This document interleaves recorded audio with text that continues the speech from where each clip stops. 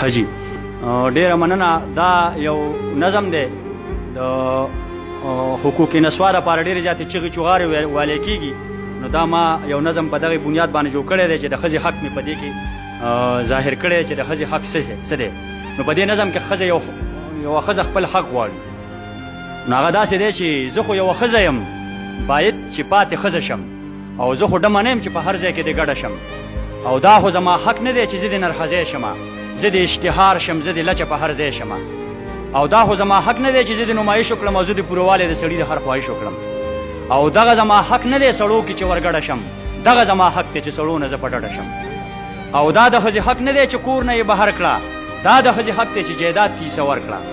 او څوک چې وایي داسې چې نه دا به نوکري کوي او دا به هم دکان ته ځي، هم کار به د پټي کوي او دا به د سړو سره هم یو شانې سیالي کوي. نو تا چېرته لیدلي چې غواګانو یې وي کړي دي؟ تا چېرته لیدلي چې غواګانو یې وي کړي دي؟ چا چېرته په میخو باندې هومرې ډېر راښکلي دي؟ او داسې چې چا کړي نو چا ښه ورته ویلي دي؟ داسې چې څوک وایي چې د ښځه د سړي په شان، دغه سړی ښکاري ما تاسې د غویي په شان. او زه چې نوکرۍ لزم دا ما سره زیاتی به وي، ما سره په ګېډه یا په غېږ کې یو بچی به وي، او بیا چې کور ته راشم نو د کور اخلی پخلی به وي. نو دا خو زه ازاده نه شم، دا خو زه راګیره شوم، دا خو زه ازاده نه شم، دا خو زه راګیره شوم، دا خو د اسلام او د پښتو د حد نه تېره شوم. او زه چې کلنډره شم زما هغه عفت څه شو؟ ما له چې الله راکړی ځان له حیثیت څه شو؟ زما د پلار او ورور یا د خاوند هغه عزت څه شو؟ ما نه چې ځان هیر شول نو ځکه دومره سپکه شوم. زه خو پاس اسمان وم او سپو د لاندې ځمکه شوم. او ما له خو الله داسې ځانګړی خوی راکړی و، زه چې لا وړو ما پړونه په سر کړی و. لوبې هم فطرت مې ګوره تا نه جدا کړې وې، تا به بلوري او ما ګوډیانې جوړې کړې وې. لوبې هم فطرت مې ګوره تا نه جدا کړې وې، تا به بلوري او ما ګوډیانې جوړې کړې وې. څوک چې وایي داسې چې نه دا زمونږ په شانې دي او دا به بس اوږه په اوږه مونږ سره روانې وي، نو تا نه دا تپوس کوم ته بچي راوړلی شي؟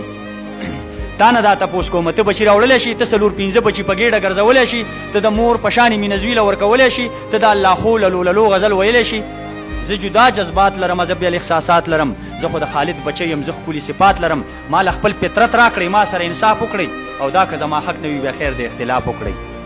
او زه په نمونه کې ښکلې زنانه لرم، زه خو صدیقه لرم، زه خو فاطمه لرم. او نظم په یورپ پسې بیا خو به بربنډه شم، شپه ورځ به نه پېژنم، هر وخت به په منډه شم. او دا روشن خیالي رانه په زور باندې عزت اخلي، دا روشن خیالي رانه په زور باندې عزت اخلي، او دا روشن خیالي رانه خدای کو چې جنت اخلي. دا روشن خیالي رانه په زور باندې عزت اخلي، او دا روشن خیالي رانه خدای کو چې جنت اخلي. او زه خو جوړه شوې ګوره ګل غوندې نازکه یم، زه خو د خپل پلار او د خاوند د کور ملکه یم، زه خو د عصمت او د حیا په کالو ډکه یم. او زه مضبوط دلیل لرم، ما سره قرآن شته، ما سره نبي شته، او ما سره فرمان شته. زه تابعداري به د احزاب سوره نور کوم، او دا زما دستور دی، ژوند به دغسې ضرور کوم.